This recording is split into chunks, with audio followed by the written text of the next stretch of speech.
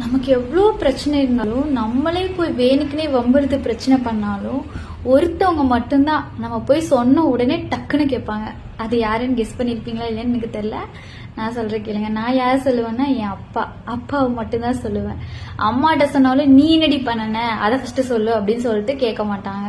மற்ற தம்பி அண்ணா யாராக இருந்தாலுமே நீ ஃபஸ்ட்டு என்ன பண்ணுன்னு சொல்லி கேட்பாங்க. ஆனால் அப்பா அப்படி கிடையாது. அப்பா அதுவும் பெண் பிள்ளைங்கன்னா அவங்க அழுதா அவங்க அப்பானால தாங்கிக்கவே முடியாது.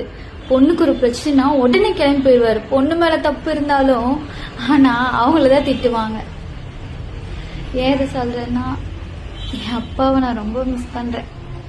இப்ப என் அப்பா என் கூட இல்ல.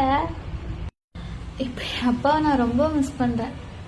கூட இருக்கும்போது அருமை தெரியாதுன்னு சொல்லுவாங்கல்ல, அது உண்மைதான். இப்ப என் அப்பா என் கூட இல்ல, இருந்தாலும் இருக்காரு. எப்படி தெரியுமா? என் தம்பிங்களோட உருவத்துல எங்க அப்பா என் கூடயே இருக்காங்க. ரொம்ப மிஸ் பண்றேன் எங்க அப்பாவை.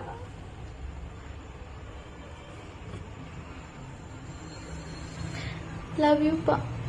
ரொம்ப மிஸ் பண்றப்பா. ஒண்ணு என்னதுல கஷ்டமா இருக்கு.